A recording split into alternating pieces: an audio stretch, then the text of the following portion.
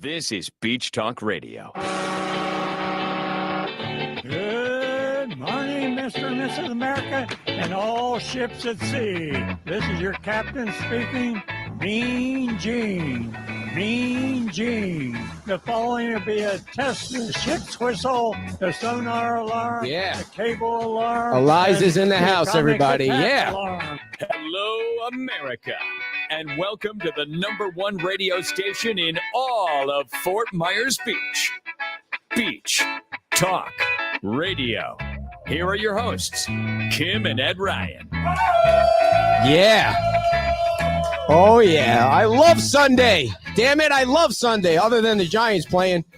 I love when you guys come here and hang out at Wahoo Willie's. You have a nice big crowd. You can't see it because you can only see us. But we have a big crowd here at Wahoo Willie's enjoying a wonderful breakfast. And, all right, come on, explain what's going on here. You're getting water all over the equipment. It is not water. It's a mixture. Use your microphone. This is a radio show, a faux radio show. Yes. So, thanks to Megan Allers, The first lady of Fort Myers Beach. Day. Yeah. She got us a fan with a mister. There is water in it, so it is spraying water onto my mist. equipment. It is. That's not a spraying $600 board right my there and a Lord. $1,000 You're laptop. You're like such a sissy Come Mary. on. Let it go. There, it's not that hot that you need It to have is. it on, I but you're love taking it. it to Africa with you? Oh, that's an idea. Yeah. Dan's That's like, an you can idea. attach it to your bike while you're riding your bike I around. know. Like, I don't think gonna that's look great. I don't think I'm going to do that. But if Well, I could I'll turn tell, the mister off for you, you big baby, and If it I comes with a light too. can stop spraying it on the equipment. If I could tell a quick story about the biking, I got up after the show yesterday. I biked home at like 11:30 with I put my windbreaker on to bike home. It's only 19 miles, but it was 1,000 degrees out yesterday, and so I'm riding I had my sidewalk bike on, which is the hybrid bike. So I get past Lakes Park, and this dude, he moseys up next to me, and he goes, "You know what they say? If there are two bikes together, it's a race." And I looked at the guy and I said, "Are you want to race me? Are you kidding me? Are you talking to me?" So I was like, as soon as we got over 41, I just took off like a bullet, and I never saw him again. I left him completely in the dust. I feel bad for him. Yeah. Yeah. And then the rest of the story is What? that by later on that evening, he is in so much pain. And it probably was, 6:30. He goes to stand up and he's like, "Oh!" And he hobbles in to the living room, lays down on the couch. No sooner hits that couch, and there's the loudest snoring you ever want to hear. I'm like, all of a sudden, I'm married to an 85-year-old. Can't you And just not leave? a good in shape one, See, because can't there's you- plenty of 85-year-olds that are in good shape. Can't you You're not just- going to age well. Can't you just leave my story the way it was? No, where it was I it was really- a I wanted positive to take thing, a and people picture. thought I was like a world-class athlete. It's the sitting down thing. There's a problem with sitting down. Like I have crappy posture or something like that, but riding the bike or working out is totally fine. So this morning I get on the bike again. It's nothing better than finally getting back on the bike. I got on a road bike this morning, and you got to go down Daniels at 6:00 in the morning to get down here. So it's a bit dangerous when there's traffic. There's not a lot of traffic at 6:00 on Sunday. So I like to take like the service roads or the side roads so I don't get hit by a car. So as I'm going down this service road, this rabbit runs right out of the bushes, right in front of my tire. I swear I almost went down. A rabbit would have taken me out as opposed to a car, which really would have been bad for you because you don't eat rabbit anymore. I never ate rabbit. Oh, I mean, well, you don't eat meat anymore is what I meant to say. No, I don't eat meat anymore. When you go- Our neighbor, I was out walking the dog this morning. How many people have dogs? I mean, I know Oh, you come do. on. Right? Everybody's got a dog. So he says to me, and I did notice this, there's like a plethora of cane toads out by us. Are you guys Yes. have? There's one it's in our like- backyard. Yes. What are the toads with the spots on the back? Is that dangerous That's for the cane dogs? ones. Yes. It wasn't very big though. Yeah. Yeah. Will they kill the dog? Well, yeah. So Is that a fan you're wearing around your neck too, you big sissy? Yeah. You got a fan in front of you and a fan on your so neck. our Jeez. neighbor's like, he says, well, I took a plastic container, I put it over top the toad, and then I slid a bag underneath, and then I caught it. And I'm like, well, then what'd you do with it? And he goes, I put it in the freezer. I'm like, Oh, nice. You froze the frog. Can you get pictures of that, I please? said, I want I to see don't that. think that I can. I don't know. I don't want them in my yard, but You don't like a I frozen don't want frog? to. I don't want to. So I you're don't not- want to kill it. Are you I don't still want to going to kill talk it. to that guy after he Yeah, killed the frog? he's a nice guy. Yeah, but yeah. I So, just there was something that I needed to tell everybody about and completely Cane forgot what it toads. was. No, not about the cane toads. I had some kind of note somewhere. But anyway, before we get to our interview with the mayor, we have some folks from FMB Strong here. Everybody knows the long history we have with FMB Strong from 820 Buttonwood, and they have a couple of announcements they want to make. They won an award last week, or 2 awards last week. So yeah, they're crushing Tim it and out. Heidi, come on down. Who gets Come the on. big chair? Tim's got the big chair. Or they could do whatever they want to do in each chair.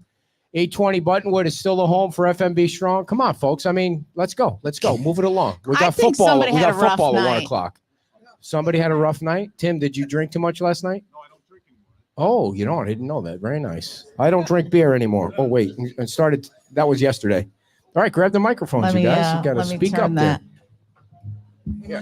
Knock over your fan. Tom, can you help us with the camera a little bit or turn it? All right, go ahead. So tell us about what's going on with FMB Strong. What is the latest about how things are going, what you guys are still doing?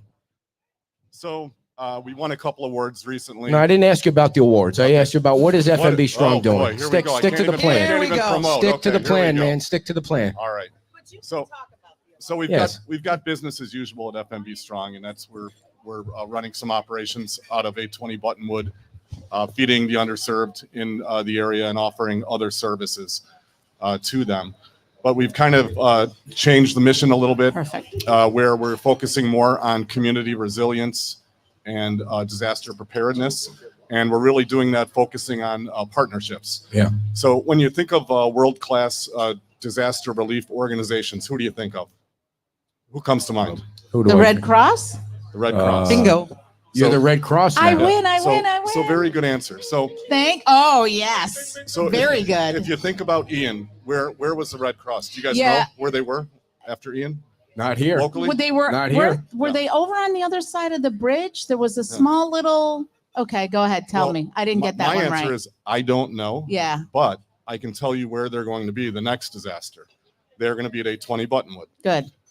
So FMB Strong, we are officially a community adaptation partner. So what the Red Cross does is they want to build resilience in different communities, high-risk communities. And us being a barrier island, we are a high-risk community. So what it means to be a community adaptation partner is that you have availability to the resources of the Red Cross, including training, programming, funding, supplies, emergency response. So the Red Cross, they have a permanent seat at the Lee County Emergency Management at the Operations Center. Uh-huh. So they're there right at ground zero in a disaster. So hypothetically, right, we haven't been through one yet. We haven't been through Right. an event with them. But if everything works as planned, all their relief efforts will be centralized at 820 Buttonwood. And they're relying on us because we know our local community. We know we're Right. going to know where the needs are. So that includes, food. It includes all the supplies. And last time we think we did a really good job, but it was piecemeal together. Mhm. This is not going to be piecemeal. This is going to be commercial grade things coming in an organized fashion. So, Bruiser's watching, by the way, so don't say anything bad about him. Who? is he? So additionally, we're getting funding from them to harden our facility. And a grant that has gone through, just waiting for the signed paperwork, How much is the grant for? $50,000. Ooh. Wow. And that is put That was emergen- through the Red Cross? It is. Yes. Nice. And that's for emergency power for our facility. So Nice. the next time power goes out on the island, we should be able to light up that whole facility. Nice. Every device will be able to be plugged in. You going to be serious the whole interview, or are you going to have some fun This is too? my Are you pitch, man. You totally yelled, I was serious? trying- Yeah, he can't win. You can't win. I was trying earlier at it. Yeah, now you you're- told me to get serious. I didn't say get serious, did I? You did. No, I said stick with the plan. Yeah. You got to go. We have We an are. agenda. We're sticking What with was the our plan? plan. Yeah. All right. Yeah. So anyway, yeah. Somebody that- needs to. That's all the good news for our community. I mean, it's things that I guess people don't necessarily think of when they think of us. Morning. And Come on in. you really don't know that those things are there until the next event occurs. Right. So Yeah, I remember going to 820 Buttonwood like right in the beginning, and there was okay. He turned everything off. Just me. Oh, yeah, you shut me off. No, there's a twist. No, I remember going the first time, and there was still water in there. The first time for me, Right. but there was still water in there. It was dark. Who was I in there with? I was me and somebody else, and we tried to move one of the golf carts. I don't know that we told you that, but I turned it on and water, electricity, and I was like, ooh, oh, turn it off, something's good. So I might have ruined one of them, but it would have been really helpful to have the power on down there Right. and be able to clean that up. And I do remember, and this is, it's great that the Red Cross is helping out, but I do remember people asking us, where was the Red Cross when, during that disaster. So it'll be great for them to have and where was FEMA, and where was the federal government, and where was the insurance companies, they didn't have a place. And so tell us about the awards you won, man. Heidi. Now you should Heidi. say no. Yeah. Now you should say No, no. we I'm need not to. I don't telling want you. to now, Ed. So Go I'm ahead. just gonna do that. I'm over it. He's so Go ahead and tell he's us, so Tim. sensitive. You won most of them. Oh yeah. Yeah. No. So we going back earlier in the year, we won for Southwest Florida Inc., which is, I believe it's a 6-county chamber. We won nonprofit of the year, and then recently through Career Source, we won Partner of the Year, and that was a statewide award. So out of all the companies that Career Source does in the state of Florida, they chose one company to win that award, and it was FMB Strong. So we're very proud of that. And then locally, their local chapter, the Career Source of Southwest Florida, past Wednesday, gave us the Freedom Award. Nice. So we're Champion Award. Champion Award. Sorry, Freedom. they changed it. So if I could do a 30-second history of 820 Buttonwood, when the storm first came through, that was where you and the mayor stored your golf carts, because you had a golf cart business. It was 820 Buttonwood, and so they would store their golf carts after the storm. You wanted to kind of have a place where people could, I guess, drop off supplies back at the beginning. And I remember you giving me the code to go in there, and there was like 2 feet of mud that I stepped right into. The whole place was covered with mud. Everything in there was basically garbage. The golf carts were garbage. You had to replace all the golf carts. And then within days, the whole building was clean, and people were bringing stuff and dropping stuff off because it's such a great location to get over the bridge. Pallets of water, generators, dog food, all kinds of crazy food. Diapers. But not only that, it was a place where people that couldn't get to their home or their home was damaged, they would just go to see each other, because there was no place to go and just meet each other, because the sheriff's department was not letting anybody over the bridge. They were doing a search and rescue at the time, early on, and people would go there and they would volunteer and they would help out, and they would just, I mean, they would cry.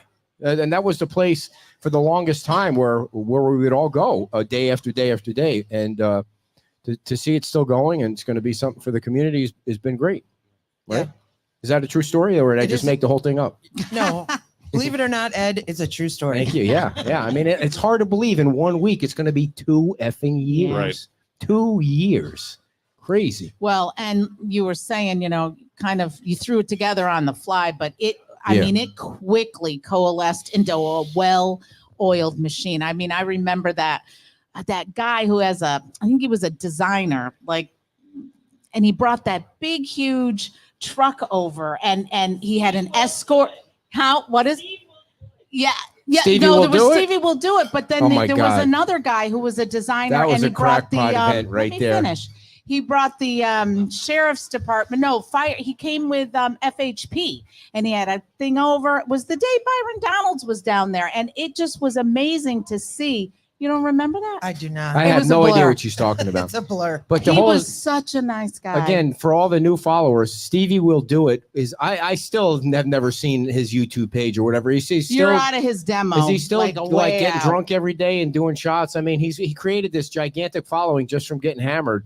And he bought like 10 trailers. 12, I think. 12 trailers, and he brought them over from the West Palm Beach or Miami or wherever he was, and we all met at Walmart, and we went over to Santini Plaza with all of those trailers, and he gave them all away to people that didn't have a house. Didn't he give cash out too? Yeah. Yes. Yeah. Yeah. And then I got into his trailer. I said, Stevie, we got to do an Oh, interview. brother. So I got into his trailer. Of course, he couldn't put 2 words together because he was so drunk by 12 o'clock. But I mean, it was, and she was yelling at me because we were trying to do an interview. It was so It was- yeah. uncomfortable. Yeah. He brought trailers full of clothes. Is he still doing his thing? Yeah. Sure. Yeah. Nice. Yeah.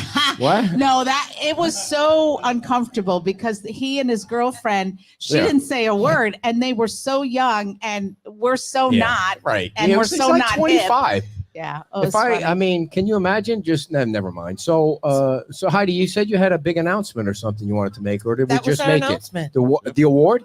No, the the partnering big I with think, I think the Brunch. partnership is really the big Cool. news. I mean, Awesome. Yeah, it's very Yeah. important. Now, what's going on with this pub crawl thing? Is that part of FMB Strong that you want to talk Yes, about, or is there it are too some. soon? Or no, it's not too Okay. soon. It's next Saturday. I just want to make sure you got the proper permits. We're not going to go there, Ed, Okay. but we are cleared to run the pub crawl. Well, How tell does everybody. that sound? All right.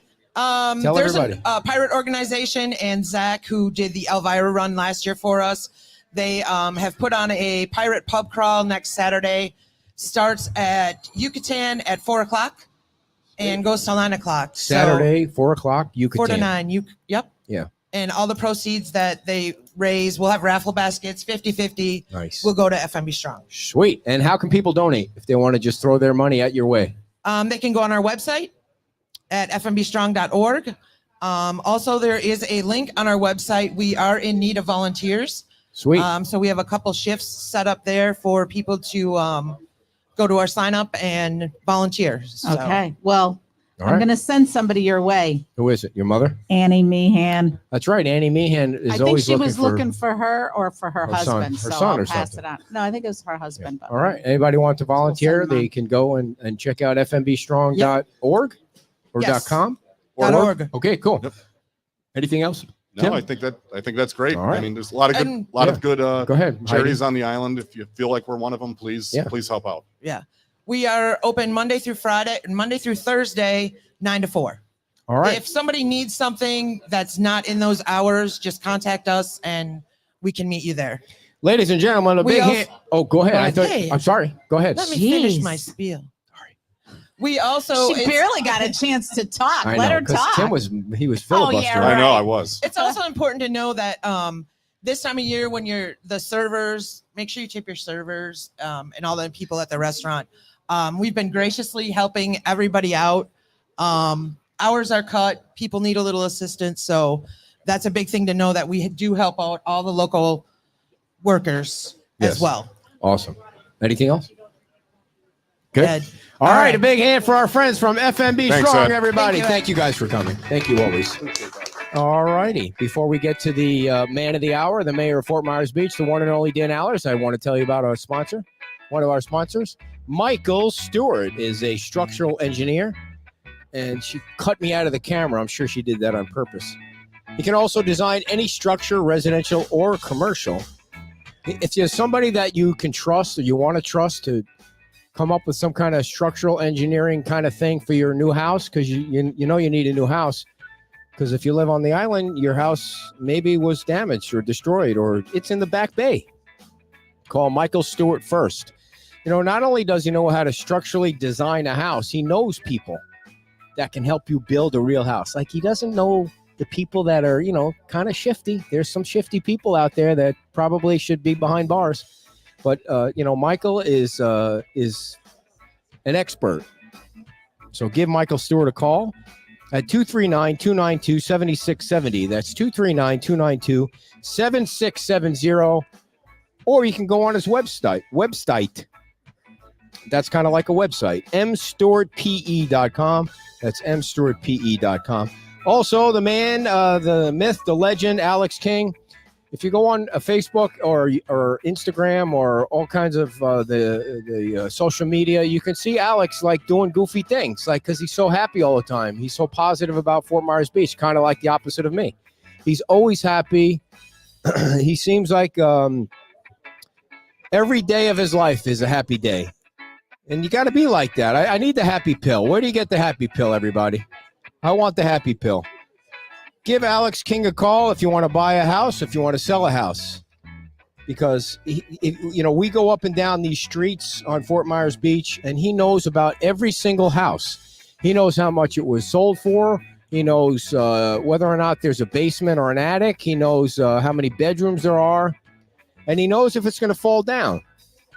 So you want somebody you trust when you're buying the biggest investment of your life, and that's Alex King. You can give Alex a call right now at 239-849-3663. 239-849-3663. All right, everybody. Next Sunday at Nervous Nellie's, we are having our second Green Bay Packer party at 1 o'clock. The Packers are taking on the Minnesota Vikings. That is like going to be the game of the year. I think the Vikings beat the 49ers last week. No. Did they beat somebody beat the 49ers last week? Who did? The Vikings. Vikings are 2-0. And the Packers are 1-1. Or are they 2-0? I'm totally, because my team sucks. I don't really pay attention to it. So the Packers and the Vikings, 1 o'clock. It's a big party. We got like 10 seats left at Nervous Nellie's. We're going to be upstairs. Tyler's got a big screen plus all the regular screens. So if you want to come, you have to reserve your seat.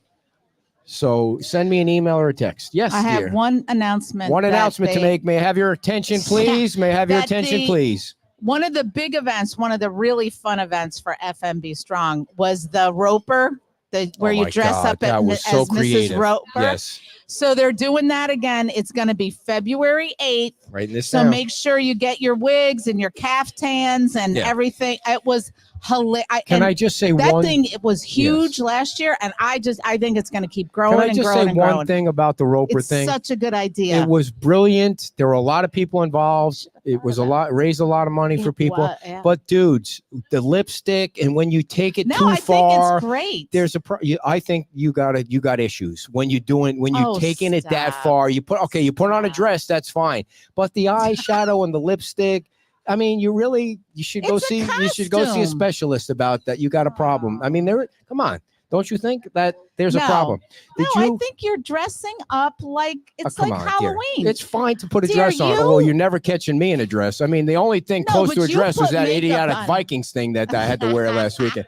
It looked like an old lady bathing suit from the 60s. It had my it was wrapping around my package and the whole thing. And you look like a flapper. I'm just saying, just mellow out with the girly stuff. You with dressed up one time as a vampire, and you had all that white makeup on I'm not your dressing face. up like a chick. I'm never getting dressed up like a girl. I have not. You're a liar. What? The balloons? What balloons? What are you talking about, balloons? I never did anything with balloons. You stopped my boobs.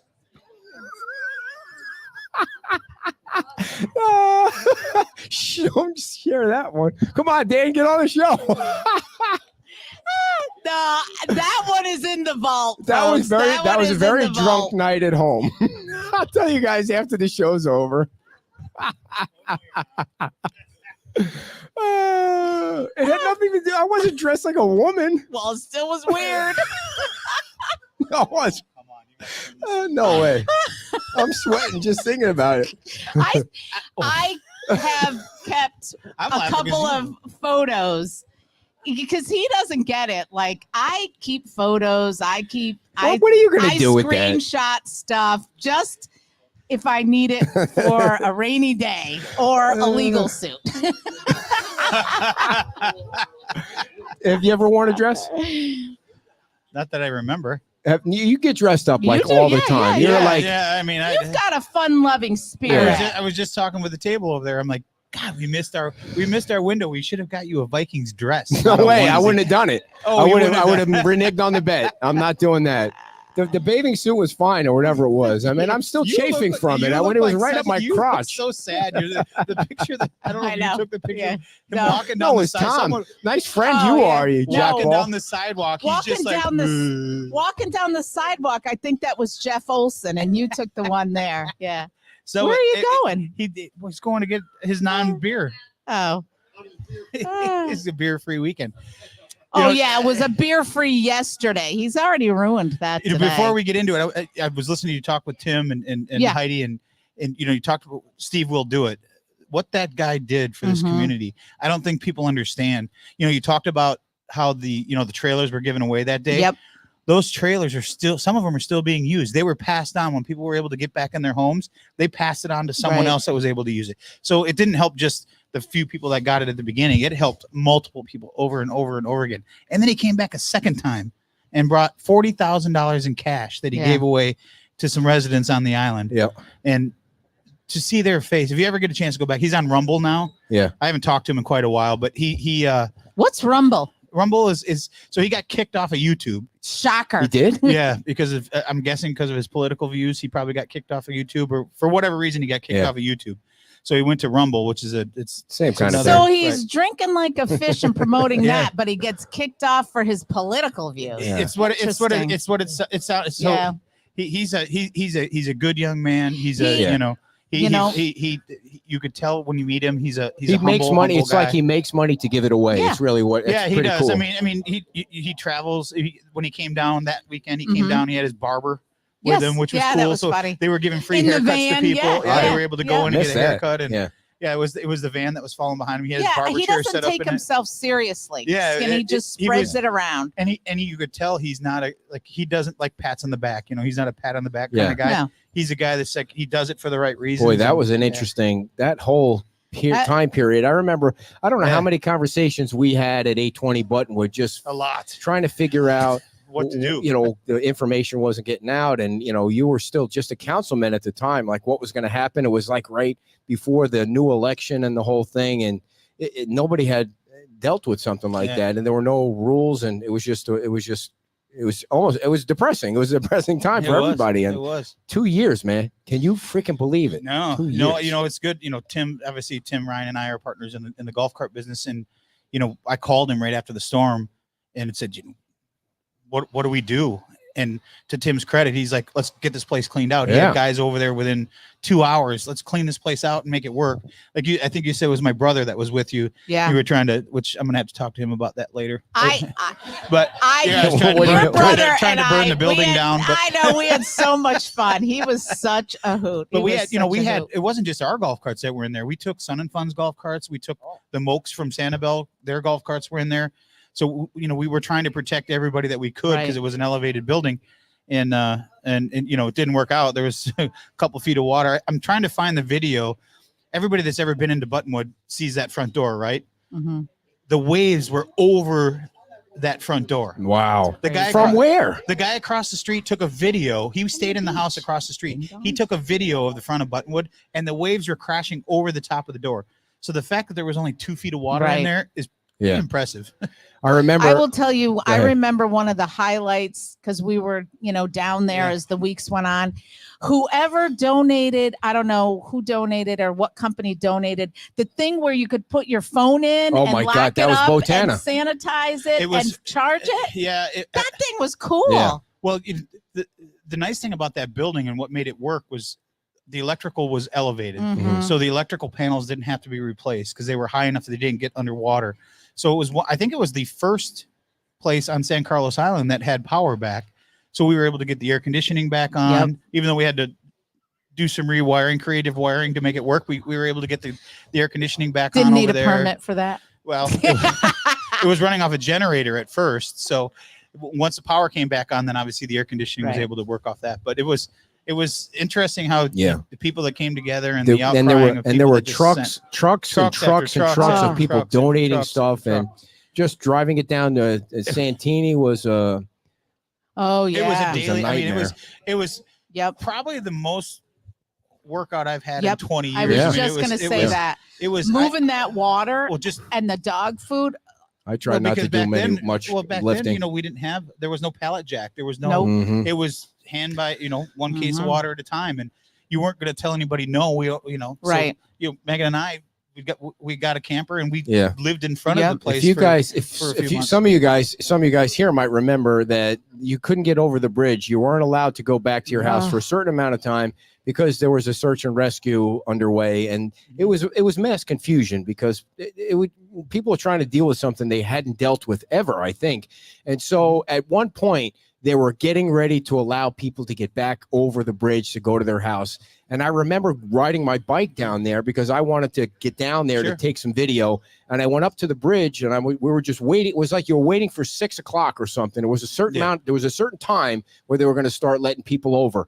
And Captain Layler let me over the bridge, and I parked my bike right by the Margaritaville walkover, and I just started taking pictures of video of people coming over or taking video, and they were every single person was crying, and they hadn't even gotten to their house yet. They just saw Times Square. They saw this. They saw the damage, right? Square. And they were like, "Oh shit, this is bad. This is probably worse than the pictures." And they hadn't even gotten to their house yet. And it was car after car after car. And they were just, it was totally devastating to them. And I don't mean to bring it up to, pour salt in the wounds that everybody still has. But you can see 2 years later, so much progress has been made. And on every side street, there are houses being built and houses being fixed and houses being lifted. Who even knew what that meant until the storm came through, that you could actually lift your house and it would be okay, or what the 50% rule was, or how incompetent FEMA is, even after years and years. No. And how much better your math skills have gotten over this. I feel like a bass on a hook. I'm just getting reeled in. No. And then now you got small mouth or large mouth. It doesn't. Me or him. And then I know what he is. And then you get Tom from La Ola, who really, his heart is so much into this beach, and he is like one of the first ones to try and figure out how to get a trailer in Times Square. All the way up yet. And he gets a trailer in there, and then he kind of expands it, and he's got a bigger trailer, and now he's got 2 or 3 things, and now he's got a deck, and now FEMA comes along and says, "Uh-oh, time to go." Well, I'll tell you, Tom from Lola is one of the hardest working people I've ever met. He is a guy that right after the storm, he was out there. He went and bought that trailer that he had down there, which is still, it's the concession trailer. And he was feeding just to keep his employees busy. Yeah. He was down there feeding people. He was feeding the USAR teams. He was feeding the first responders. He was feeding anybody that needed food and not charging them anything. I mean, he's a guy that, he is, and he's such a quiet guy. Yeah. I mean, we've had him on, but he's a good guy. He's like wants to say, and then he does not want to be in the limelight. And he's always thinking. I've had many conversations with him over the last couple of weeks, and he's always thinking. He's always asking questions, and his brain is always going 100 miles an hour. Yep. Which is why he's been successful, and he's got good places that people like to.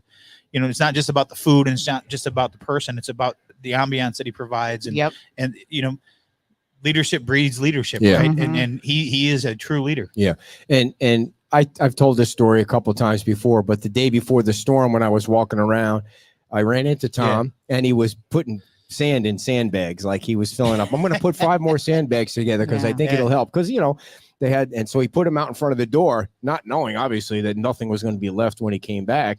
And that was the last time, a few sandbags. Can you imagine?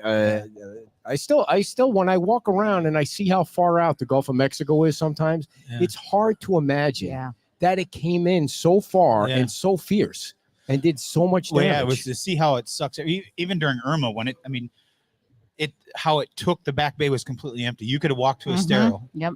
Yeah. I mean, you would have been in knee-deep mud, but you could have walked to Estero, and it was anybody that remembers Megan Heil, she was the chair of the LPA. Yes. Her boat was on her dock behind her house, and I've still got pictures. It just came up in the memory. It was sitting on its side. It was tied off, but it was sitting on its side on the bottom of our canal. Yep. Yeah. So it was like, to see that, and then to see what Ian did, it was difficult. We don't need to go backwards. No. So you guys, Ellen kind of confused me yesterday. Yeah. Ellen Vaughn said there were 2 town events going on, one at Bayside Park and one in Santini Plaza. I only knew about the one in Santini Plaza. Can you update us on what's going on? There's nothing the town is doing at Bayside maybe Park. somebody else then. Yeah, it nothing the town is organizing. We're going to do something very brief, very minimal at Santini. The details aren't out exactly yet, but it's basically going to be the vice mayor is going to do a prayer, and we'll say a couple words, to remember those that we lost. But it's going to be very short. Like I said, it's going to be about the future. It's about, hopefully we'll be able to cut a ribbon or 2 at Santini Plaza, which will show some progress. So I don't want to give away the secret, but there's really only 2 businesses If in anyone Santini told Plaza. you a secret, Somebody by did now tell me they a don't secret. It's not a know. secret anymore, right? Somebody Ed did tell knows me it. a secret, but I'm not at liberty to share that secret. But there are only 2 businesses. If you walk around the plaza, there's only 2 businesses that are close, and that's Well, the Book Nook we're and certainly the hoping Islander. we're never going to forget what happened, but I think most people have gotten past the grieving part, Yeah. and are on to where are we going to go from here, and how are we going to rebuild, and I think it'll be a good symbolic thing. No, we've obviously invited all the people that helped us get here. Whether they come or they don't come, we don't know, but there's no scheduled speakers. There's it's not going to be anything political. Obviously, like I said before, if the governor shows up, we're certainly not going to tell him he can't speak. But so we've invited everyone to come down that we invited last year. Maybe they come, maybe they don't. We don't know. But there's really no. I've been asked, well, what's the format? What's the run a show? What's it? There really isn't. I think it's just going show up. It's just show up. Yeah. There's talks about maybe there'll be some food trucks there. We're trying to see if BMI will send down a songwriter to play some Oh, that'd be music nice. and make it a not a long event, but a little bit of something. The owner of Santini Plaza has been great. He's like, whatever you guys need, do what you need to do, and so we're excited about it. Maybe excited isn't the best word, but So it's kind of one of those things that's coming up. It's coming up. yeah, and 2 Right. years isn't like the 1 year was a big deal. 2 years is like, okay, how big a deal do you make out of it? And so you try. Well, I think it's important that you always remember the people that we lost, and hopefully, like I said before, the decisions that we are making will honor them going forward.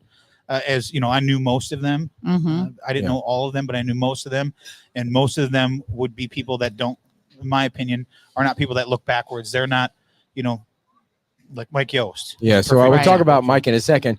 Just finally, on the September 28th thing, most of you know that we're doing a free lunch for survivors and residents at the Pink Shell. It is sold out. I say sold out. It's not sold out because it's free, but the room is full. So if anybody that's coming has to cancel, please let me know, because there's a waiting list of that. And the Pink Shell guys have put together a great menu. There's no speakers. We're just going to go, and everybody's just going to say hi to everybody. It's going to be nice to have, 120 people from the island in one room, just so they could talk to each other or not. Just have a free lunch. They can do whatever they want to do. They can get up and use the microphone if they want to tell a story or not. It's nothing like that. But please bring a picture, any kind of picture you want. It could be a picture of your house when it was before the storm. It could be a picture of your house after the storm. It could be a picture of you and your mother-in-law. Maybe a dress. That's not a picture I would bring. Picture of Ed in a dress. No, because we're going to put a big wall up, and then I'm going to do something with that. So if you can do that, that would be great. Which means you have a week to print out a picture. Sure. Where do you? We were trying to figure out who prints out pictures anymore. But so print out a picture. I think that'll be cool. I mean, I'm sure you can. CVS, Walgreens. Everybody's got a Walmart. printer now. You Yeah. probably print it out right from your phone. True. So this past week, somebody that everybody knew on Fort Myers Beach, Mike Yost, passed away. I think it was from a heart attack or something to do with his heart. Some cardiac event. And he was very young, and everybody knew him on the beach. They're doing a event today at 5:00 at Diamond Head. His mom and his girlfriend are going to be there. If you want to stop by and pass your condolences along to them, and then they're doing a pub crawl, which he was known for, a haunted pub crawl on Fort Myers Beach. But I mean, you knew Mike. Yeah, I did. Yeah, I mean, I wasn't like, we never were at each other's houses, but we obviously knew each other, and he was just one of those guys who was always smiling. You know, whenever you'd go by Hoosiers in Paradise, he was up there playing music. Whenever you would see him walking with his hat, doing the haunted pub crawl, he was just a doer. He was just a guy that he had opinions, but he wasn't opinionated, if that makes sense. Wasn't in your face. Yeah, he wasn't in your face. He would give you opinions, but he was always smiling. He was always a great guy. I don't know anyone that didn't like him. No. Right. And it's too soon, too young, too soon. No I think it was kidding. 57. Yeah. When you Which I thought he was much younger than that. Yeah.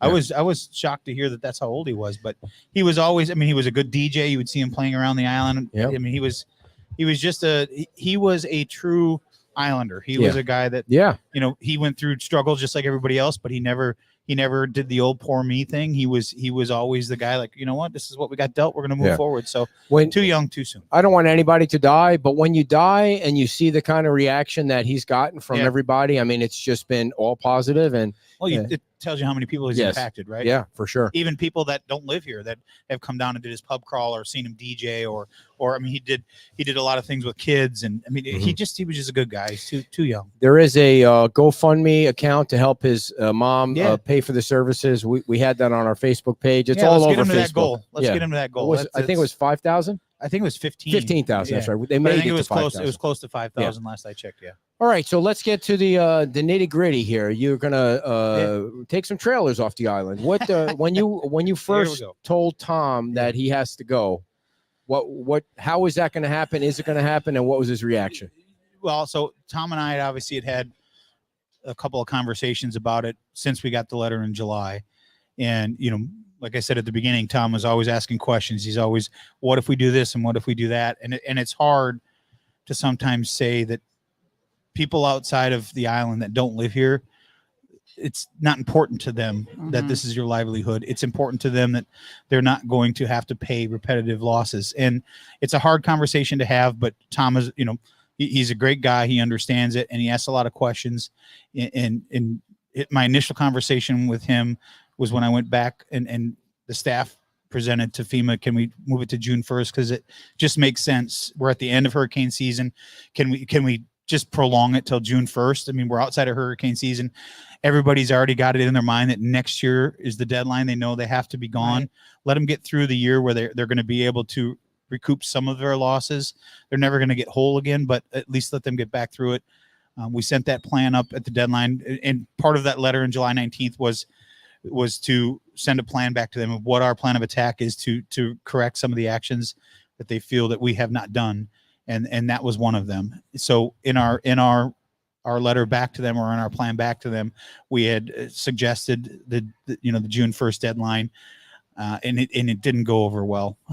My understanding, I didn't talk to anybody on the phone, but staff has told me that it was basically why it was, and usually when FEMA's asking why, that's why, because it doesn't make sense to do it in November. Well, no. My point is, when they're usually, if they're asking a question about something, to me, it means that they're not in favor of something. We really, and I think the staff made the right decision. I think we really had only one play. Well, we pushed the staff to make the right decision. I don't think the staff was 100% on board, but you have conversations with FEMA, so I think you were like, we have to do this, or this is going to be in jeopardy of losing. Well, my conversations were with our state representatives. It was with our state, everyone at the state level, and then obviously Congressman Donalds and Senator Scott and their offices, and said, here's what we're proposing, and they were all of them were like, well, that makes sense. Let's reach out and see what they say, and they came back and said it's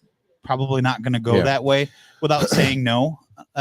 So we put it in our plan, and it didn't go over well. So we have to me we were putting why it didn't go over well. Yeah. Well, they did, because they said from the beginning never should have done it from the beginning. Exactly. FEMA from the very beginning has said, do what you had in place before the storm. And I'm not trying to defend FEMA, but they have really given us a lot of latitude with some of the things that we have done. And I think we've come to that point where that latitude has ended, and we have to do something. So it was decided that we would violate everyone that's in violation of the code, including the town hall. And you have a process now that you can go through. You can go through the special magistrate. You can plead your case. You may get an extension. It's up to the magistrate at that point, but that is what our process is. How is it that the special magistrate, she doesn't have any power? How can she extend it if it's a FEMA thing? Well, the special magistrate they could, if someone, just give you an example, we'll use the town trailers. We obviously have purchased another building, right? We have a plan in place that we're going to be vacating that fairly soon. We'll make our pitch to the magistrate. The magistrate is the one that has. Okay, Dan, can you back up for 1 second? Sure. You already said FEMA doesn't care. So how you putting it on Monica Schmucker's, the special magistrate? We don't know if it'll be Monica or it'll be Doe. It'll be one of the other. The special magistrate. Now, there's been no agreement from FEMA that says, well, the town says if you have some kind of plan in place, you can stay in the trailer. That was before. That was what the town wanted to see. The businesses start to get back, Sure. in their brick and mortar. Right. That was a town thing. And now what you're saying is you're going to let the magistrate rule on something. And I don't see where FEMA's going to say, oh, it's okay if the magistrate. Yeah, that's Well, what I was asking. FEMA has been very clear from the beginning. Follow your codes that you had in place before the storm. They've been very, very clear about it. They haven't wavered. They haven't changed. The state has backed them up, which they rightfully should. And they are saying, follow your code. Our code says if you're in violation of something, you get a violation, a notice of violation. You have 30 days to come into compliance with that violation, or you go before the special magistrate. Okay, but do you see where you're causing the confusion? How is that confusion? Because you're saying to people November 18th, the trailers need to be gone. That's when we were told you have to come into compliance by November 18th. Okay, so which is it? So which is it? The trailers have to be gone, or they have to go to the magistrate? What is it? I don't know. I'm not a magistrate. No. Dude, It's both. I think. I don't think it's both. If you're saying that FEMA's laying the law down, they're either laying the law down or you are.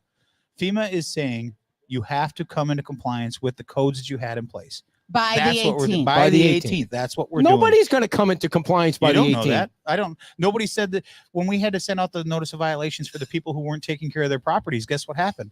The first 10 letters that went out, more than 50% of them came in and took care of their properties. Different story. So how not does- the same. I think there will be people because FEMA wasn't breathing down your neck on that one like they are on this one. Well, But here's how what would we know. somebody come in compliance? here's How does the- that? What does that look like to come into compliance? Because So I you can have- haven't read the code. You can have a trailer Okay. that can be hooked up to a light duty truck and moved easily. When to me, there's no time frame Okay. that says, but to me, I've hooked up to plenty of trailers in my life. I know I can hook up to any trailer that my truck can pull and have it all gone in 15 minutes or less. So that is Some of these the properties thing. you can't do that. Containers Okay. you can't do that. I mean, you can schedule Yeah, someone I that think can that's come in pretty and have So a clear. all trailer, right? containers have to go. Well, you can't go so the before decision was magistrate made. How and do you say, you can't pick and choose. You can't, as a town, we can't pick and choose who we're going to be, who's going to be in compliance and who isn't. If you're in compliance, you're in compliance. If you're not, you're not. And you get the violation and you go through the process. And that's what FEMA has asked us to do. Okay, so And that's what Okay, we're doing. Now I get it. if we can try and make it black and white. I understand the Buffalo Wings guy, the Buffalo. It's not a Wings guy, is it? What's a Buffalo guy? I don't want to. It's the Buffalo guy in the Buffalo Times Bills Square. guy? Yeah, he does. He wings can, and he can more, hook up. yeah. He can hook up. He looks Sure, like he's got a he's a trailer. He trailer. could pop a car in there or a baby truck in there and, and wheel it off. Yeah. Does Tom need to be gone by the 18th? Laola. Tom needs to come into compliance once he receives a letter within 30 days. Does Tom's Tom understands that. But does Laola need to be off of Times Square by November 18th? Yes or no? They want everybody to be in compliance I by see. the 18th. I don't think you're answering the question, and I don't understand why. Does the sheriff's trailer need to be off the beach by the 18th? Everyone needs to be in compliance by November 18th. Does that mean off the beach? That means that the trailer can't be there. Thank or you. you're not in compliance. Thank you. Yeah, I mean, But then you I can don't still know go why- through the process. You can go through the process, but you have to do it from off the beach. Well, so this my is, God, you're trying now to make you're it so making it black and white worse. is not black and white. The What you said, FEMA told you it's black and white. FEMA. I like that better. I like that better. I don't know. you're trying to push for an answer that's not there, Ed. That's all it is. I mean, You made it sound like FEMA trying told you say- to. FEMA is told us follow your code. Okay. Period. Not anything else. Follow So- your code. If a business, Laola's, if they could move their stuff with a light duty truck, they would They be can't. in compliance. Just let me finish. Their if current they setup, no, could- they can't. They right. can't. That's the answer. Does that So- mean he could have the original trailer that he brought down right afterwards that was Okay, feeding but I FEMA Yes. workers and I'm feeding not trying to user pick on teams? anybody. Could he have that back? That's Well, a you're light not duty getting vehicle. it. that can I'm pull not that trying away? to pick on anybody. I just want those guys to have a clear answer. Like on November 17th, does all You're that the shit one need that's to be? muddying it up. And there's been some confusion. Let's expand it a little bit more. There's All right. been some confusion because I've had people reach out. Well, what does that mean? I'm still living in my trailer, but they're building my house. So Senate Bill 250 protects residential, not commercial. So if you were living in your trailer and you're building your house or you've got plans to build your house, you're still protected under Senate Bill 250. So you wouldn't have to comply with that? This is commercial only. Okay. Commercial only. So just so people know that this, All right. because I've had people reach out and ask, well, our house is half built. We're not going to be in it before it's built, that we're going to have to move our trailer. Most campers that people live in can be pulled off the island with a light duty truck. Let me try this from a different Fairly angle. quickly. There we go. So if I owned a trailer that couldn't be attached to an F-150 and moved off of Times Square, if I owned it and it was in Times Square, and November 18th comes around and I'm still there because I'm going through the town's process of trying to get back in compliance, am I still okay to be there? Well, let's put it this way. If you want to be black and white, let's look at the parking lot that just got violated again. They're choosing to do things. So, but to your point, we can't forcefully. Now, the magistrate, FEMA has nothing to do with that parking lot, so it's really not apples and apples. FEMA has nothing to do with anything other than you have to follow your process, or we're not going to give you money if you get hit again. It's that simple. They're the underwriter, and the underwriter has said, if you don't follow your processes that you had in place before the storm, we are not going to help you again. Yeah. Are you simple? So one other question, different question. If somebody says, I'm not moving, I'm not moving, what are you gonna do about it? I'm not moving. Well, the magistrate will, so they're in violation. We'll go through the process again. Okay. That's why I compared it to the parking lot. You get a violation, you have to come into compliance within 30 days. If you don't, you go before the magistrate. The magistrate will then rule whether you have more time, whether you are going to get fined. They're the only ones that can issue fines. So let's just assume under your circumstances that someone decides they're not going to do something. I am. What's going to happen is they'll go before the magistrate. The magistrate will make their ruling. And let's just say the magistrate says, you're in violation. You've given me no reason, whatever. You are now going to start paying $250 a day from the date of the violation. So they would be getting violated. Does that mean if they want to pay the fines and they're going to keep their trailer there, does the town, now they could say, and I asked the attorney this, the magistrate could say that we have the ability to abate, meaning the town can go in and take action to remove that. But that's up to the magistrate. So not FEMA's not going to come down and start removing I'm stuff. telling you, FEMA is not, they're not going to come down and say, that's got to go. They're going to come down and say, did you follow the process? That person will just even bring it down a little bit more. Dan, bring it down as low as you can for him. Joe Bob has decided to redo their house without getting a permit. What are you going to do about it? We're going to give them a notice of violation. We're going to make them come and get a permit, and then we're going to make them have to go through the inspection process like everyone else did. Now, if they choose not to do it, there's a process for that. There's ramifications. I have a question for the audience here and for the people on Facebook, because I know I'm dumb. She makes it clear I'm dumb every night when we go home. If you understand what the process is, what's going to happen, raise your hand. Well, somewhat is not an answer. Yes. Don't bully these people. They know. You're trying to get people on your side. You're trying to ask, is the town going to come in on November 18th and hook up to your trailer and pull it away? I'm not asking that. If I was Tom at La Ola, I would want to know what I had to do on November 18th. I wouldn't want to know. Tom understands what he has to do. Okay. I'm telling you. Yeah. Tom What about understands it. Sun and Fun? They understand? I haven't talked to them. What about the goods? They understand? They all I need. think they understand. Okay. What you're going to understand is what gets handed to you when it's a notice of violation. It tells you everything you need to know. All right. Everybody else is saying yes. So apparently I'm the only dumb one. I mean, we're invoking the be process that was put in. argumentative. I am not, dear. You I don't understand, but I'm not going to argue. I don't have a trailer on Fort Myers Beach, so it's not my problem. I'm telling you, the town and the town staff and every council member has worked very, very hard to try to get this deadline moved. And we've gone up every chain we can go up, and the answer has been the same. You have to enforce your codes. And I don't want anybody to think that I'm throwing shade at the town. The town has tried everything to let these businesses stay open. The town has tried everything they could to help the businesses survive, and the town has tried everything they could to get FEMA to get off the dime here and give us a little more time. It's FEMA that doesn't give a shit about what the town's process is. Here's where we're at. All of that aside, I think everybody understands the process that we have to go through, right? What keeps me up at night? Well, what keeps me up at night is we know if we don't do this, what's going to happen?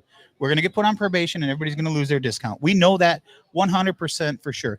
What we don't know and what we can't get in writing, which I would love to have, if anybody's listening from FEMA, please send us something. They're not listening to this. What I would like to have is, if we're doing this, the last thing I want to do, what keeps me up at night, and this is just my mentality, is we're going through the process that we have to do, but they could still say, too bad, we're going to take away your discount, and now we've just put these businesses out of business, or we've created hardship on people. But you know what? You didn't sign up to sit on that council by not making big boy or big girl decisions, right? And this is a decision that had to be made, and the staff has to make hard decisions every single day. And at the end of the day, this is a decision that had to be made, and we don't know the outcome. I've been asked 1,000 times over the last week, well, what happens if we do this? Are we going to keep our discount? I wish I could tell you yes. Until someone from the government tells us absolutely if you do this, but I don't know if they're ever going to do that. There was a couple of people that were like, I'm so tired of this crap. I'll pay more. I don't care about the discount. Explain maybe some people that is a true thing, or a thing that they can do, but explain what the ramifications are beyond just the discount. So there is private flood insurance that you can go out and get. It's much more expensive. Some people have private flood insurance. It's very hard to find companies that are willing to write that or underwrite that. The federal government does it for you, right? Now, it's not a great amount of money. I think it's $250,000 is the max you can get. And on some of these homes, that doesn't cover a lot, but it's still insurance. And if you have a mortgage on your property, you're required to carry it. So unless you're paying cash for a house and you're paying cash for your repairs, those people don't care about the flood insurance discount. But there are people, as I could tell you, that live in condos all up and down this island that have to have a mortgage, or have homes that have to have a mortgage, and they have to carry flood insurance. Right. And flood insurance is going to be something that is going to be very detrimental to this island. You start looking at some of the assessments that we're dealing with, or some of the people are dealing with in these condos. Crazy. Just to give you an example, I was just looking, because I try to look at a lot of things. I'm looking at condos that are for sale on the island. And then you go through what the breakdown and of what the cost is. So you can get a condo for $450,000. The payment on that, even with 20% down, this doesn't even include the HOAs, was almost $5,000 a month on a $450,000 condo. Who can afford that? Nah. And it's only going to go up. So imagine if they lose 25% of their discount on insurance. I mean, it's an important thing. Can the town say, yeah, we're not going to? The biggest thing that I did find out, and Erin, who's with Senator Scott's office, is amazing. She answers the phone every time you call, and she runs it up the food chain, and she gets back to you right away. She is truly a godsend to this island. She's really been helping us a lot. Same with Jesse Purdon from Donald's office, Congressman Donald's office. Those two, anytime you call, they answer. All right, enough butt kissing. Come on. It's not butt kissing. It's people that help you. They deserve to get praise for Hi, helping. you have a question? Well, nobody can hear you. Nobody can hear you. Is this on topic here? Let me finish my point. My point was, Erin wanted to reach out and make sure that we weren't going to get kicked out of the National Flood Insurance Program. And she confirmed that if we do end up on probation, doesn't mean you're out of it. It just means that you're going to be paying more. And getting off probation is like I've been told it's near impossible. Yeah, and just a little sidebar here. Dan called me, the mayor called me and said, here's what's coming out. Just, I just want you to know people are going to start calling about this. And then he goes, wait, the Senator Scott's on the phone. I have to hang up. And I'm like, I see where I rank. Senator Scott calls and you can't talk to me anymore. What kind of crap is that? I was hoping it was an update. So you have a question, ma'am? No, I just want to make a statement. Yeah, right. Nice and close to the microphone. That's why we gave it to you. Yeah. I lost a house. I just rebuilt it, all to code. Matter of fact, you helped me out. Oh, thank you. What did I do? You got the transformer out in my front yard. Oh, okay, cool. Very nice. That's yes. We were going to decorate it for Christmas if it was still there. Come by. Anyways, I called the insurance. I set it all up, and I got my estimate what it's going to cost. And I said to him, I don't have a mortgage. Can I just cover fire and wind? And he said, if you don't take the flood, they will not cover you for fire and wind. Oh. So I have to take flood. Throwing more monkeys into the wrench here. Thank you very much. Thank you. Well, that was more informational than it was a question. Yeah. There you go. So, anybody else? Have we beat that horse to dead, or dead to horse, or whatever the hell the statement is? So, I think most people understand it. There's obviously people not happy with it. Trust me, I can tell you, staff isn't happy making that decision, but it's a decision that had to be made if we have any shot of protecting that discount and staying off probation. So, I wish I could sit here and tell everybody here or everybody watching that by doing this we're going to save it. but I don't have that answer. Okay. But we do have people on our side who are advocating for us, and we're doing everything that they're asking us to do. And if that at the end of the day isn't enough, then they'll have to answer the questions, not us. All right, a couple of quick. Jamie's got a question. Come we on love up. it when there's audience participation. Come on down, Jamie Hodka. When I said I understood the process, you will get a notice. That notice will explain your consequences. It may be a daily fine of $250, it may be $500, but there will be consequences From the town, which now, FEMA FEMA doesn't care about. Cite the ordinance on that thing. You Sure. could look up what the ordinance is 100%. and what it takes to bring into I'm compliance. with you. Now, the town can fine and fine and fine for years, but until you go before a magistrate to decide whether the Yeah. fines are fair Right. or legal, Right. or you have to move, Totally you with can you. stay on the property, but there are consequences for that. But Jamie, my it's in your question, notice. Go my ahead. point was, I understand the town's process, but Yep. I don't think FEMA cares about the towns going through their process. I believe think you're correct. I believe on November 18th, if anybody sees trailers on Fort Myers Beach after 2 years of them not wanting them there at all, there's going to be no discount for the people that need the insurance. But what do I know? I mean, just because I don't think FEMA cares. I agree with that. Okay. But I don't know that to be true. They- would as you? he I mean, said, what they side gotta would you follow rather? Their laws, Yeah. and their laws. Well, they are. that I know they are. process. Yeah, I agree with you 100%. Yeah. So Dan, the other topic for interesting discussion was our illegal parking lot guy. I mean, he's become like it's kind of like a comedy thing on the beach. Like he runs this illegal parking lot. The Like a town mythical creature. The town fines him $188,000. He pays $188,000, and then he goes right back to operating a legal parking lot because he can afford that. That's the cost of doing business. This past week, the magistrate ruled in the town's favor again because they tried to argue the same argument that they lost at Lee County when they appealed it the first time, and he's still out there renting spots. It's like what can you do? Well, I can tell you our legal team's looking at it, and here I want to issue him a challenge. I just thought about it as we were talking about it. Ooh, you sure you want to say I do. talking It about- never works for him. Well, I don't know. Go ahead, give it a shot. You're gonna make him wear underwear too. Well, Like, no, I do because it to your point, it's something that keeps happening over and over again, right? Yeah. And if you have enough money to continue to do it, what are our legal ramifications? We're working on figuring that out. And the amount of money that he's now been ordered and what he's paid in the past is over $250,000. crazy. Imagine if you took that $250,000 you paid in fines, and this is where the challenge comes in, and you were to discount your rent in that building $250,000 to entice people to come in that are essential services. Imagine how you would be looked at from the island. If you could get a haircut place in there, if you could get a dentist, if you could get a chiropractor, and you took that $250,000 that you're going to be paying over the last year and discounted your rental rates, you're still going to be coming out in the good because you're going to have people coming there every single day. So I challenge him. Look at it from a different spectrum. Instead of He doesn't trying to care. fight us, he's never cared. be a That's what community- I'm wondering if community you partner. think. Yeah. He's never cared.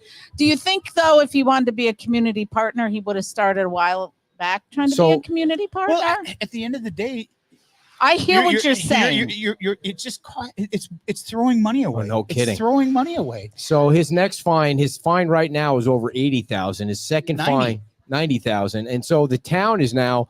The magistrate said the town could put signs up that says this is an illegal parking lot. That might be not the right phrasing, but the town's now allowed to put signs up that says whatever it says, that clearly it's not legal.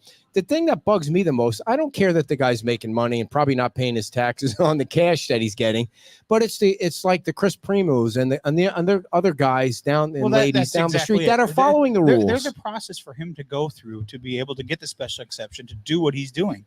He's choosing not to do it. Now, I understand he's submitted again to try to come through, and we'll see where it goes. But no one likes a bully, right? And when you're trying to bully someone that's tougher than you, it usually doesn't work out very well. And you're not going to win. The town has codes. Yeah. And if you're breaking the codes, you're going to be paying the fines. Now, maybe you don't care and you just want to continue paying the fines. But at some point, the legal staff is going to find a way to put an end to it. At some point, it's going to happen. Yeah. Or legislation will pass that's going to take that away. We're all about making sure people have the rights to their property. as long as you go through the process to make sure you're doing it the right way. Yeah. To your point, the people that are operating their parking lots legally are upset, and I would be upset too if you're running a legal business. Why should anybody and someone follow the else is rules? doing Yeah, it? Why right. follow the rules if there's no consequences? Yeah. The problem is he has consequences, and he's been found that these consequences have to be paid. They don't I seem don't to know. be consequences To me, for him, to though. me, I mean, $250,000 is a lot of money. That Maybe could be that's put in a better it's not place. hitting them where, I mean, Yeah. I Well, but, guess. I mean, you could. It's really- like I when mean, you have children and they're not complying with your punishment, you got to change the punishment. What would you change it to? Like whacking them on the knuckles with a ruler? No, I Putting think them in That a worked. dress. That worked. That No, worked. no, I didn't do that, but I mean, Wake back up in the the day, morning you were and you're in a allowed to hit dress, your you kid. would decide not to do that No, again. no. Come on, man. So, tomorrow night, by the way, everybody remember the town council meeting is not 9:00 tomorrow. It's 5:01 for the 5:01. budget, 6:00 for the regular meeting. The Estero Island Beach Club, which was originally planned for that, is not on the agenda. So the meeting will not go until midnight. Well, it is tomorrow. on the agenda, but it because it was advertised. It's on the agenda, but it's going to be continued till the 7th because all the paperwork wasn't submitted. That's what Yeah. I was told from the town. So did you Or from the watch? staff. Did you watch our show by chance yesterday? I did. Did I you watched it see- this morning. Did you see Tyler I did. for LPA? I did. What do you think? Well, he looks familiar. Like I've seen him. I know he said he worked at Charlie's Boathouse and he's worked at the cottage. He looks familiar, and he's 34. He said 34. Nobody in this place is 34 well, have right you now. seen, Nobody. maybe you saw, Are you? he's How a old are you? doctor. Maybe He's a you. doctor. Younger? I have not seen him in the Get outta doctor's here. office, but This is an old geezer hangout. What are you doing here? 32. No, the thing that's most interesting to me, it's they're Colts nice. fans too, and they're playing the Bears. So It's nice to Sorry, see guys. somebody that young trying to get involved in politics. Yeah. It's politics, I say. It's nonpartisan, but it's nice to see somebody that young, because most of the time in towns like this, you kind of wait till you're retired where you can dedicate that kind of Sure, time it to it. takes Like time, Schoonover's got no job. He's not doing anything. So he's sitting on the Anchorage, Alaska got a committee cool or whatever Viking it's shirt, called. And yeah. And so it's nice to see somebody young involved. So I hope you guys will give him a little nod because he's young and, different kind of thinking compared to, I'm nothing against the other folks. I like everybody on the Yeah. LPA. I think they do a great job, but it's nice to see some young blood. well, when I first ran in 2019, I was obviously. How old people- were you? What was I? 45 at the time. That's still over, that's, But That's I- still young, though. that's not 34. yeah. So Well, I mean, thank you. And the guy's a doctor and his wife's a doctor. It's like, yeah, maybe he can I'm all open a for it. place on the island. I'm glad to see that people are getting involved. You're starting to Mhm. see more people want to step up and be on committees, and Yeah. you're starting to see more people send in emails and communicate with you, and they're not afraid to come up and talk to you on the street, Right. which is exactly what we want. We want you to come up and talk to us. The best way to make an important decision is to talk to people, Yeah. and if you're there should be no one ever afraid to talk True. to their elected officials. No, I don't think they are anymore compared to the way it used to be. But you guys got a lot of decisions to make. October Yeah. 7th, right, is when you kind of change out the committees. I think it's the first meeting in October when that's usually when the dates come up. They're And renewed. now they're also going to This be is why I try revoting to for the new ask you mayor, that. right? Like That's in November after the November. election. Do you want to be the mayor again? Would you I will put that out continue there? to serve in this role as long as my council members. But do you want to be the mayor again? That's what he would just you said. like I just to said be? I will continue to do it as long as they want me to do it. Can't. It's like he's trying to be a politician where he just can't say, yes, I love being the mayor. I want to be the It's mayor. just There's that- nothing wrong with that. Is there It's- anything wrong with him saying that? Nothing. Say it. I dare you to say it. I like being the mayor. I want to be the mayor for another year. Go ahead, Dan. Well, I will tell you, it's a lot of work. He can't even. I gave him the answer. He doesn't even want. Do you want to give the work to somebody else, or? No, he said he would like to continue. I will continue as Yeah. long as my fellow colleagues feel. People talk about the mayorship. Like, you can play the violin all you want. We have, as a mayor, you don't have any more power than any other No. council member. You're just Well, another you- vote. Yeah, you You don't really have don't. any more power, but you are in more meetings. You are meeting with more people. You are going to you- you you Tallahassee. have your own show on Sunday. Right. Yeah, right. There you go. There you go. I Yeah. can tell you, if he's not the mayor, this show is over. I knew you were going to say If that. he's not the mayor, this show is Well, over. I can tell you what you get. I can tell you some of the things that you get as being the mayor. Well played. John well King is played. there. He said, "Don't give us some incentive." You get a lot of emails from people that want to put Ferris wheels in Times Square, and you get a Oh, lot come of on. things that you follow up with that are that take a lot of time. Right. Yeah. You know, and I try to make sure I get back to everybody that reaches out. I probably miss some here or there, but it's just a lot of, you get, obviously the news wants to talk to you all the time and you can't talk to the news all the time. And but the hardest part of the job for me, believe it or not, is knowing some things that you can't say, right? Like what? Well, just for instance, Give us one. The FEMA thing, for instance, it was, you know, we knew what was coming down the pipeline, and you can't say anything until you have to say something. Right. And it's hard because you want to give someone as much notice as you can, especially if it's bad news, and to not be able to do that until you know definitively one way or another is always hard. So being able to having to sit on some information that you really want to get out there, but you can't is probably the hardest part for me. Can we get, I just want to ask a question back to the LPA nominations or whatever you call them. Yesterday, he was talking about one of the things is he wanted to be a part of the changes to the comp plan and be involved in that. And I think, not to beat a dead horse, because we talk about this a lot too, is when people are talking about height and density and all that is in there, we were bringing up about the CPD process. Now the CPD process is in there, correct? Land development. So the comp plan is, and there's a few corrections I think that need to be made on that. The comp plan is the roadmap, right? That is essentially the overlying view of what you want the island to be. The details, height, although it may be mentioned in there, it doesn't get into specifics. The comp plan is not there to get into specifics about how high a building can be, what a setback should be. That's all done through the land development code. So the comp plan is the vision of the town. It's what people want to see. Is the CPD process in the comp plan or is it in the LDC? You go through the land development code for the CPD process, just like a variance. So my point is that cannot be taken out. Well, it would never be. I mean, it's a process that everybody goes because through. that would be more restrictive. Yes. Well, Senate Bill 250 doesn't allow you to be more Okay, restrictive. that's what I wanted to get at. So yeah, you can't take away property rights. You can't take away property rights, and the CPD falls under that. There's a CPD and there's an RPD, so residential plan development. But those or commercial, two things are always. I don't even know what it stands for. I saw that this morning. What is CPD? I know he got lost. Some on journalist that. you are. I'm not a journalist. So How dare that's you always- insult me like that? Well, I think people get irritated about about what people are asking for, and I mean I get it. Yeah. But you're not going to get. Wait a minute. You're not going to get rid of that Clear as mud. process. Well, there's You can't get rid of that process. No, it's not we like you couldn't, guys no. don't want to. You can't get rid of that process. We couldn't get rid of it if we wanted to. So don't keep hammering people about it because they can't get rid And of I it. don't think people have a problem with the CPD or the RPD process. It's just the understanding, because I've heard you say it many times, Ed. It's like, well, if you 3 stories is 3 stories, why do you even allow them to have a CPD? Well, as I keep talking about Gulf Side 12, that's 4 stories. Yeah. That's more than what Looks they were great. allowed, but they were allowed the process to come through and ask for it, and people are happy with it. So that's the point of the process. I just want to.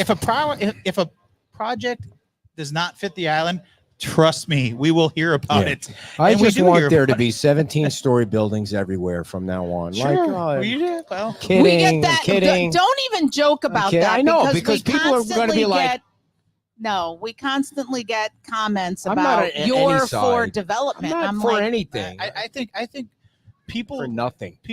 the more information we can give people, I think the better Yes. understanding they'll have, and the more it'll help them make their decision. What somebody could build by right and what they're asking for, I think to be able to see those two things side by side, to me, I think is beneficial to people. Because to your point, not everybody understands the CPD I know, process. Not it's- everybody understands. I didn't even the know whole a code town process. had a comprehensive plan and a land development code until this storm came through. I didn't know what the 50% rule was. I didn't know No, a lot that of people- FEMA was incompetent as it is. Well, I as didn't I've know said- yeah. any of that No, until what that storm did, and I've said it many times, and I'll continue to say it. It thrust people that have zero ambition to ever want to get into the building process. It threw them into the ring, and they didn't want. And you don't know what you don't know. I mean, if I don't know a if you were lot. to throw me into something that I don't know, I would flounder and I would try to do my research and I would try to figure it out. And that's what the storm did. It took a lot of residents who thought, you know what, I'm retired. I don't want to ever have to build another house. I'm happy with my 1,000 square foot, 1 bedroom, 2 bath, one bedroom, So- 1 bathhouse. Well, I and it think was taken away, and now they have to go through this. Can we- I think people too, they sat back and they assumed this is why I don't ask a question, because you can't let me ask a question without acting like Yeah. an ASS. and snorting Um, like a pig. You see him over there. He's like, I know.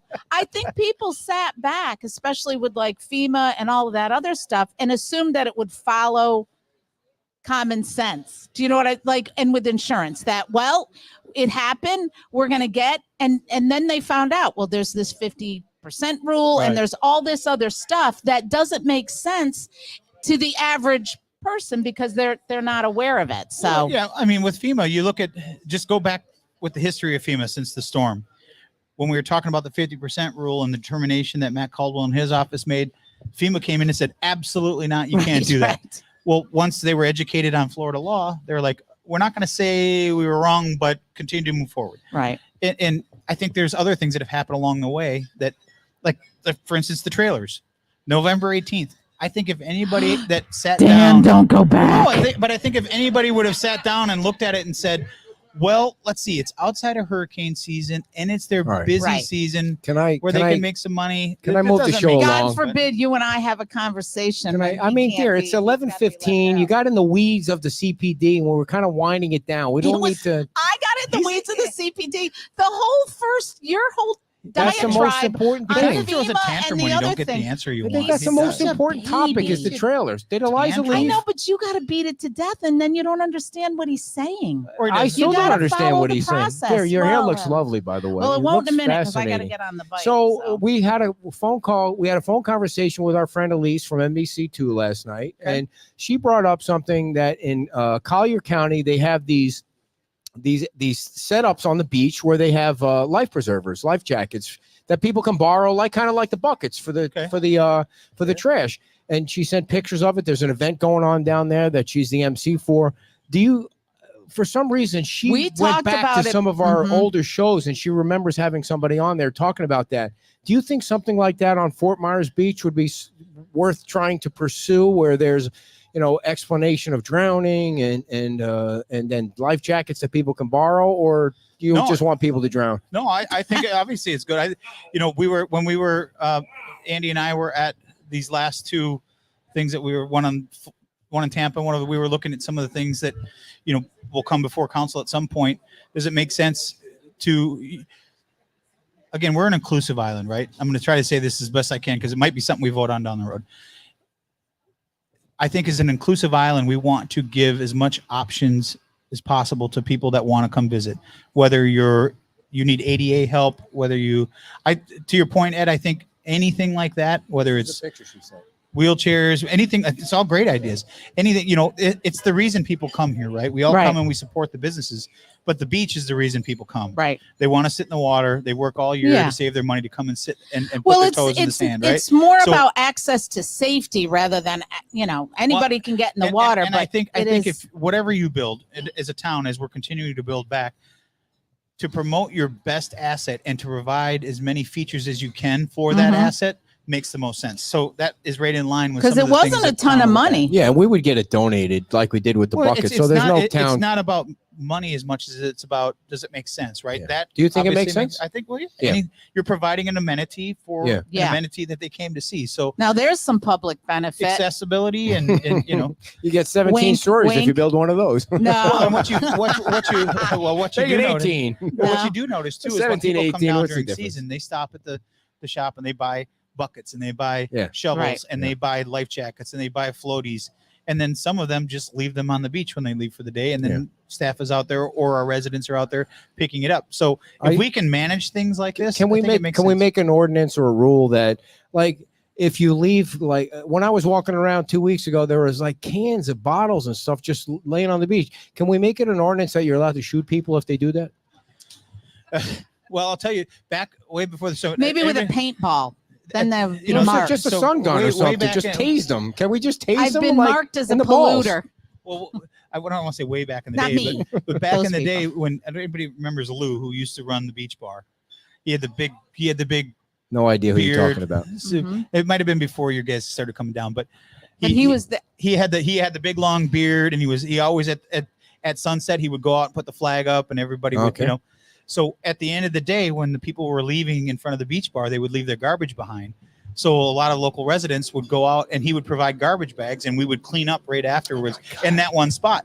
Well, I remember there was one day there was a group of bikers there, and Lou was there, and Megan and I were there, and I can't remember who else was there. It was pretty full. It was right about sunset, and these group of kids decided they were going to just get up and leave all their garbage behind. Well, they didn't make it past the entrance to the beach As access the bikers. without being confronted to say, "Here's a couple bags. We suggest you go back and pick that up." Nice. And they went back and they picked up their garbage. just So don't it wasn't understand why forceful, but people- it was a suggestion. Yeah, or they would have, Right. or the bikers would have run them over. Well, it was a, you might want to clean up your mess or fill that hole in. But I just don't it's understand about why being a good people steward, right? you It's a- can't pick up after yourself. It's like, where do you live? Like, Well, have you ever?